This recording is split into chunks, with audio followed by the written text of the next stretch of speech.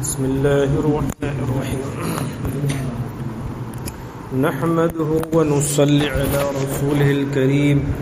أما بعد فأعوذ بالله من الشيطان الرجيم بسم الله الرحمن الرحيم دیکھو اللہ تبارک و تعالیٰ کا فضل اور ان کا احسان ہے کہ اللہ پاک نے ہمیں اور آپ کو آج عشاء کی نماز اور تراویح پڑھنے کی توفیق عنایت فرمائی۔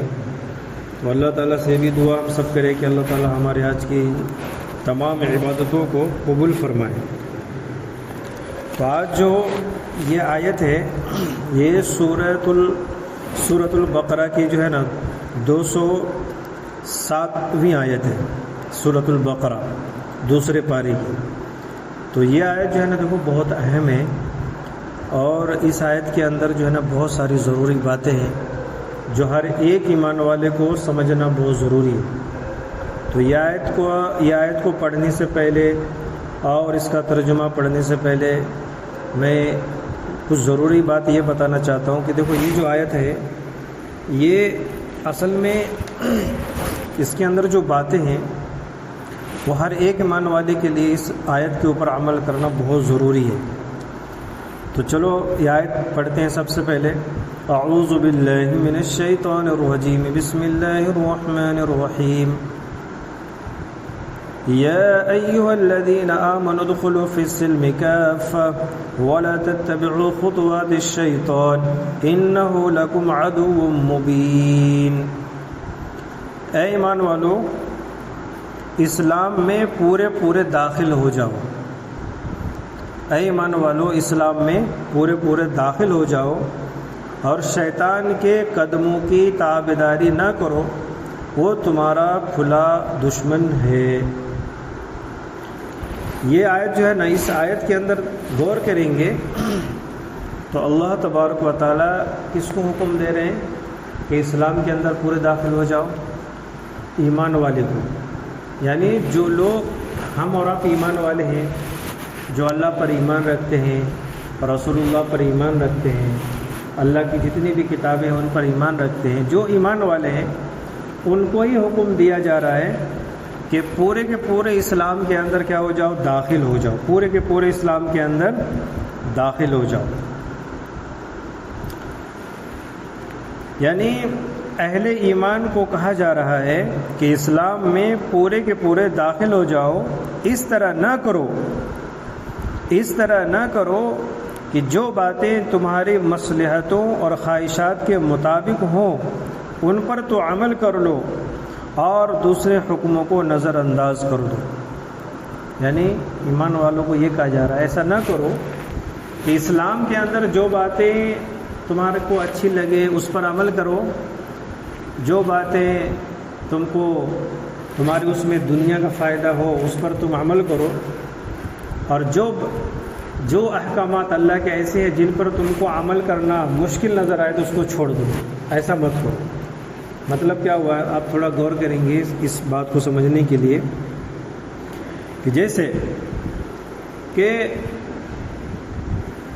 رمضان المبارک کا یہ مہینہ چل رہا ہے تو اس کے اندر روزے رکھنا سال میں ایک مرتبہ ہے، ضروری ہے، سب کے لیے فرض ہے جو بیمار نہ ہو۔ لیکن کچھ ہی لوگ رکھتے ہیں، باقی جو ہے نہیں رکھتے ہیں۔ تو جو رکھتے ہیں ان کے دل کے اندر اللہ تعالیٰ کا خوف ہے، اللہ تعالیٰ کا ڈر ہے، تو وہ اسلام کے اس عمل کو پورا کرنے کے لیے روزہ رکھتے ہیں، اور روزہ رکھتے ہوئے بھوک پیاس جو بھی تکلیف ہے، پریشانیاں ہیں، اس کو اللہ تعالیٰ کے لیے، اللہ کے حکم کو پورا کرنے کے لیے اس کو برداشت کرتے ہیں۔ لیکن بہت سارے لوگ ایسے ہیں جو اس روزے والے عمل سے اس لیے دور ہے کہ ان میں بھوک بھی ہے، روزے میں پیاس بھی ہے، مشقت ہے، تو اس میں آدمی کو تکلیف ہوتی ہے، تو آدمی بولتے ہیں یہ حکم ہم سے پورا نہیں ہوگا، تو دوسرا کوئی دیکھیں گے، سہولت والا جو رہے گا کیا کریں گے؟ اس کو دیکھیں گے۔ تو اللہ تبارک و تعالیٰ ایسے لوگوں سے کیا کہہ رہے ہیں کہ ایسا مت کرو، جو تم کو اچھی لگے اسلام کے احکامات تم اس کو تو پورا کرو، اور جو تم کو بھاری لگے اس کو چھوڑ دو، ایسا مت کرو۔ مطلب جو تم کو بھاری بھی لگے اس پر بھی عمل کرو، اس کے اندر بھی بھلائی اور خیر ہے۔ دوسری چیز یہ جیسے سال میں ایک مرتبہ زکوٰۃ دی جاتی ہے، زکوٰۃ۔ اب زکوٰۃ کے بارے میں تفصیل سے انشاءاللہ ایک آدھ دن بتاؤں گا کن لوگوں پر زکوٰۃ فرض ہے اور کن کو دینی چاہیے۔ اب زکوٰۃ کے اندر کیا ہے کہ اگر آپ صاحب نصاب ہیں، صاحب نصاب، تو آپ کو 100 روپے میں 2.5 روپے زکوٰۃ سال میں ایک مرتبہ نکالنا ہے، اور وہ 8 لوگوں کو دے سکتے ہیں۔ وہ آگے تفصیل کے ساتھ میں ساری بات آئے گی۔ لیکن آپ دیکھیں گے دنیا کے اندر ایسے بہت سارے ایمان والے ملیں گے جو صاحب نصاب ہے۔ صاحب نصاب مطلب 52.5 تولے چاندی اس کے پاس ہے، یا اس کی قیمت ہے 52.5 تولے چاندی، مطلب کیا ہے آدھے کلو کے قریب اس کی جو قیمت ہوتی ہے۔ آج اگر مان کے چلو 3 لاکھ روپے اگر پکڑ کے چلتے ہیں روز، ہر منٹ میں اس کی قیمت آگے پیچھے ہوتی ہے، تو 3 لاکھ پکڑے تو وہی 1.5 لاکھ یا 1,60,000 کے قریب اس کی قیمت ہوتی ہے۔ تو اتنی اگر کسی کے پاس سال بھر میں اتنی بچی ہوئی ہے، 1 سال تک وہ بچا ہوا مال ہے، یا کیش ہے اتنا، یا 7.5 تولے چاندی ہے، یا کیش ہے بینک میں وغیرہ میں رکھتے ہیں، بہت ساری چیزیں اس کے اندر، یا کوئی پلاٹ وغیرہ بیچنے کے لیے رکھا ہوا ہے، FD وغیرہ کچھ بینک میں کیے ہوئے ہیں، یا کچھ بینک بیلنس ہے، وہ سارے پیسوں کو ملا کر بھی 52.5 تولے چاندی قیمت کو اگر وہ قیمت پہنچ رہی ہے تو صاحب نصاب ہے، یعنی ان کو زکوٰۃ دینی چاہیے۔ اب ایسے جو آپ دیکھیں گے نا، تو ایسے بہت سارے لوگ ملیں گے، ہر گاؤں کے اندر ملیں گے، ہر شہر کے اندر ملیں گے، لیکن اس حکم کو پورا اس لیے نہیں کر رہے ہیں کیونکہ ان میں سے اس کے مال کو زکوٰۃ دیتے ہیں تو اس میں سے مال کم ہوتا ہوا دکھ رہا ہے۔ مطلب 1 لاکھ میں آپ کو 1 لاکھ اگر آپ کے پاس اگر 1 لاکھ روپے کی اگر آپ کو زکوٰۃ نکالنی ہے تو 1 لاکھ میں آپ کو 2,500 روپے زکوٰۃ آپ پر فرض ہے جو نکالنی پڑے گی۔ 1 لاکھ میں 2,500۔ اب آدمی کو گراں گزرتا ہے، تکلیف ہوتی ہے، ارے 1 لاکھ میں 2,500 دوسرے کو دیں گے تو میرا 2,500 کم ہو رہا ہے نا، چلو کیا کریں گے 100 200 500 کسی مدرسے والے کو کسی غریب کو دے دیں گے، ایسے زکوٰۃ ادا نہیں ہوتی۔ تو ایسے لوگوں کو اللہ تعالیٰ کیا کہہ رہے ہیں کہ اس طرح نہ کرو، جو باتیں تمہاری مصلحتوں اور خواہشات کے مطابق ہو ان پر تو عمل کرو، اور دوسرے حکموں کو نظر انداز کر دو، ایسا مت کرو۔ یعنی کہ آپ کو جو باتیں اسلام کی اچھی نہیں لگتی ہے، اپنے دل کو وہاں پر ہم سب کو منانا چاہیے، اس پر اللہ کے ذات پر یقین رکھنا چاہیے، اس کو بھی پورا کرنے کی کوشش کرنی چاہیے۔ تو کریں گے نا انشاءاللہ۔ اسی طرح جو دین تم چھوڑ آئے ہو، جو دین، دھیان سے سنو، بہت اہم بات ہے اس کے اندر، اسی طرح جو دین تم چھوڑ آئے ہو اس کی باتیں اسلام میں شامل کرنے کی کوشش مت کرو۔ مطلب کیا ہے یہاں پر، اسی طرح جو دین تم چھوڑ آئے ہو، جو دین سے مراد کیا ہے پتہ ہے کہ یہاں پر جتنے بھی ہم اور آپ ہیں نا، یہ سارے کے سارے جو اوریجنل مسلمان نہیں ہیں، خاندانی مسلمان جو اس کو بولتے کہ نہیں، خاندانی مسلمان کا مطلب کیا ہوا کہ صحابہ کی جو اولادیں ہیں وہ آپ کو صرف کہاں ملیں گے، عرب کے اندر ملیں گے۔ جو صحابہ کی جتنی بھی عرب کی جو مسلمان ہیں نا، وہ سارے کے سارے اوریجنل مسلمان، ان کی جو نسل در نسل اگر جوڑیں گے نا وہ نیچے سے اوپر تک، تو سارے کے سارے جو ہے نا کسی نہ کسی صحابی رسول سے جا کے ان کا وہ خاندانی سلسلے نسب جا کے مل جاتا ہے، تو وہ ہوئے اوریجنل مسلمان۔ لیکن بھارت کے اندر جتنے مسلمان ہیں اور پڑوس کے ملک میں ادھر بھی اور نیچے بھی، جو پڑوس ملک ہے نا اس کا نام لینا مناسب نہیں ہے ابھی، سمجھ جانے میں، تو ان 3 ملکوں کو کہتے ہیں اردو میں بر صغیر۔ آپ کبھی بھی کسی علماء کرام کے کسی کے بیان سے اگر یہ جملہ اگر سنو گے نا بر صغیر، تو یہ 3 ملک فوراً سمجھ لینا کہ یہ 3 ملکوں کی بات ہو رہی ہے، ٹھیک ہے۔ تو یہ 3 ملکوں کے جو مسلمان ہیں یہ اوریجنل مسلمان نہیں ہیں، یہ اسلام میں بعد میں داخل ہوئے۔ تو ہم اور آپ کا، جیسے ہم اور آپ میں جتنے بھی ہیں نا، جیسے کوئی ملا ہے، کوئی سید ہے، کوئی شیخ ہے، یہ سب بعد میں لگائے ہوئے ہیں، اوریجنل نہیں ہے یہ سید یا شیخ یا قاضی جو بھی ہے، یہ بعد میں لگائے ہوئے ہیں۔ یہ اگر آپ ان کے چیک کرو گے نا بعد میں ایسا سلسلے نسب، تو یہ جا کے جو ہے نا کوئی ملے گا آپ کو OBC سماج سے ملے گا، کوئی جو ہے نا آپ کو جو دوسرے جات ہے نا امبیڈکر وادی بولتے ہیں، خاص طور سے زیادہ تر انہی کے نسل میں سے سارے مسلمان، زیادہ تر انہی کی نسل میں سے، انہی میں سے بہت سارے لوگ جو ہے اسلام کو قبول کیے ہوئے، کب؟ مغلیہ سلطنت کے زمانے کے اندر، ٹھیک ہے، مغلیہ جو سلطنت تھی نا، مغل بادشاہ تھے جو اپنے بھارت کے اندر جو تھے، وہاں سے ہم اور آپ جو ہے نا اسلام، ہمارے دادا پردادا جو اسلام میں داخل ہوئے، ان کے یہاں جو کام کرتے تھے کھیتوں میں، بنگلوں میں، حویلی میں، وہ اسلام کے اندر اب داخل ہوئے، تو ان کی نسل جو ہے نا چل رہی ہے۔ تو یہ کیوں میں بتا رہا ہوں، ان کی نسل تو چلی، تو اس کے پہلے ہم کہاں تھے؟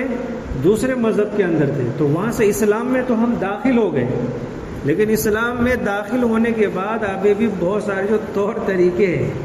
بہت سارے طور طریقے جو اسلام کے پہلے جو کرتے تھے، وہ سارے طور طریقے آج مسلمان پورے بر صغیر میں اس کو کر رہے ہیں۔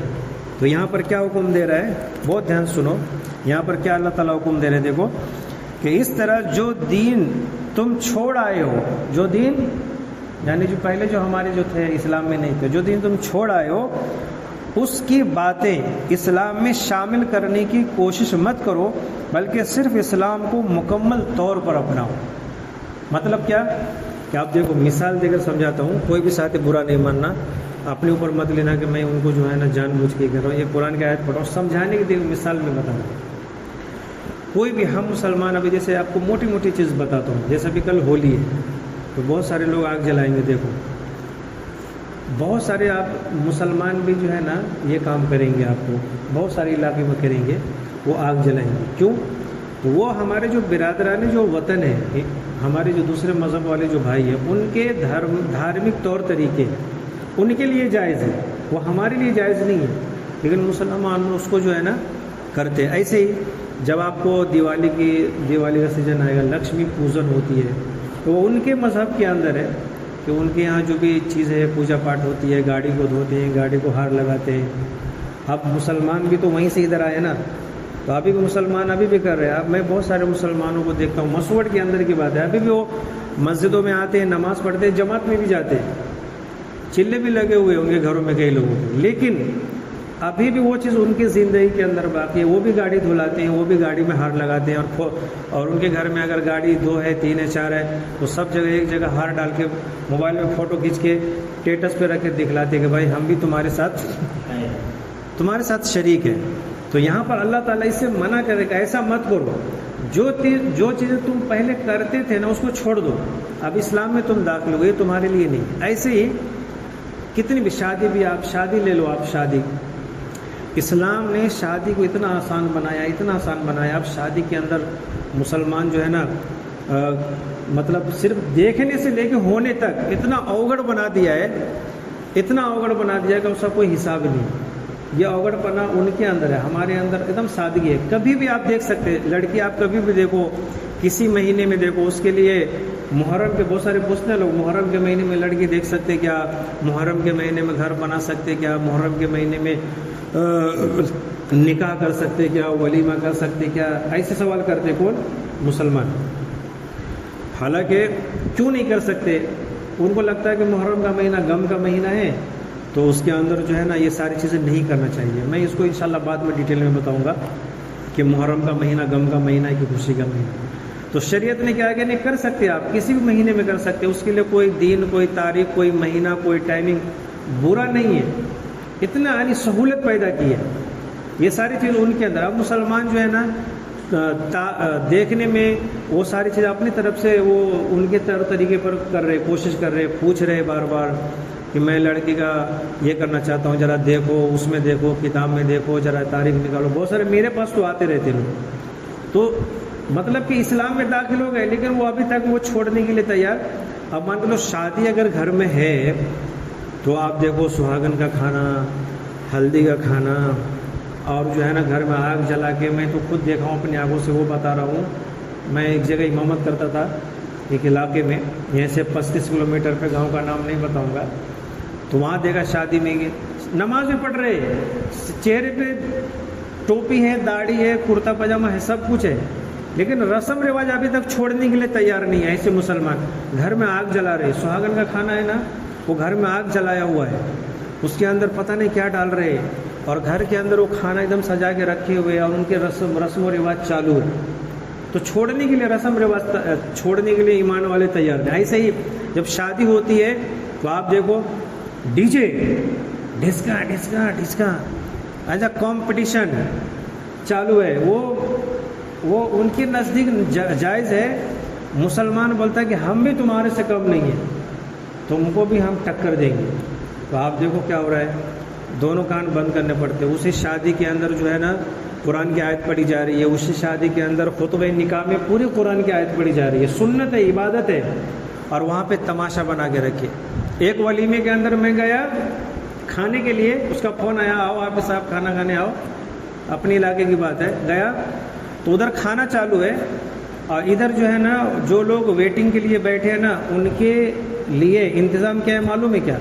वहाँ पे गाना गाने वाले जो है ना फंक्शन जो इंतज़ाम रहता है ना, वो गाने वाला एक गवैया जो है ना आया हुआ है। और उस वक्त में कौन सा गाना निकला हुआ था, वो शांताबाई करके गाना था ना जो फेमस था बहुत कुछ साल पहले, वो चालू किया है शांताबाई शांताबाई चालू है। मैं जैसे देखा मैं बोला नको रे बाबा तेरा वलीमा तेरा खाना तेरे को मुबारक हो। मैं चला अपना गया होटल में खाया, अपना घर को लाया। तो कहने का मतलब ये सारे वाक़े इसलिए सुना रहा हूँ। फिर आप देखो वो नॉन मुस्लिम जो है ना हमारे बिरादरानी वतन शादी में क्या करते कि वो अभी जो है ना 2 दिन यहाँ पर हुई ना शादी, हर जगह उनकी रस्म है कि एक दिन पहले वो घोड़े पर सवार होकर सब देवल में जाके वो आशीर्वाद लेते, दर्शन करते, और उनका ये पद्धत है उनकी। अब मुसलमान भी है ना, मैं देख रहा हूँ कि कर रहे हैं ऐसे कि एक दिन पहले घोड़े पर सवार होकर जो है ना पूरे इलाके में है ना घूम रहे हैं और झिगाना कर रहे हैं, यानी सेम टू सेम उनके तरीके पे, और नमाज भी पढ़ रहे हैं और सारे काम कर रहे हैं, इबादत भी कर रहे हैं, रोज़ादार को भी खिला रहे, सारे काम, हज उम्रे भी कर रहे, सारे काम कर रहे हैं, लेकिन उसके साथ में जो दीन छोड़ कर आए उसके रस्म व रिवाज छोड़ने के लिए तैयार। तो अल्लाह, मैं बहुत डिटेल में अभी नहीं बताऊंगा, बस यहीं पे बस करता हूँ, इंशाल्लाह इसको कल और लेंगे इस आयत को, तो बस यहीं पर इसको ख़त्म करो। इस तरह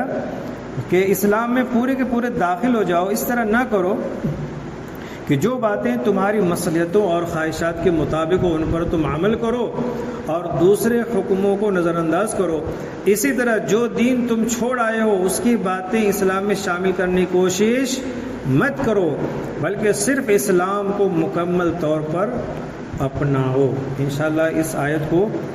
बहुत सारी अच्छी अच्छी बातें, इंशाल्लाह कल इसको और थोड़ा समझने की कोशिश करेंगे। तो इंशाल्लाह देखो अभी यह आयत का तर्जुमा पढ़ा हूँ, ये किसी मसलक की किताब नहीं है, किसी फ़िरके की किताब नहीं है, आपके सामने साफ साफ बातें आ रही है। तो जो भी बातें आ रही है कुरान की आयत के तर्जुमे में इंशाल्लाह नियत करो, इरादे करो कि हम भी जो हमारा मज़हब है ना एकदम आसान है, एकदम सीधा सादा और सिंपल तरीका है, एकदम आसानी के साथ, तो हम उस पर चले, इंशाल्लाह हमको कभी कोई परेशानी नहीं होगी, कोई मुसीबत नहीं आएगी। तो हम फाइनेंशियली आज जो लोग जो सबसे ज़्यादा कर्ज बाजारी हो रहे हैं और पैसे पाने की लाइन से सारे जो लोग जो है ना मानी गुर्बत के गरीबी की तरफ जा रहे हैं, उसका कारण क्या है कि शादी ब्याह में बेफजूल खर्च इस्लाम ने पहले मना कर दिया है ना।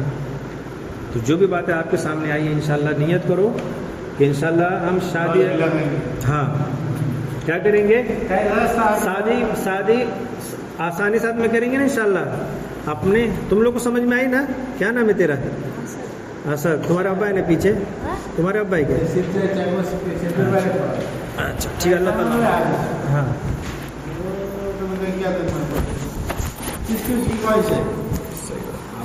बोले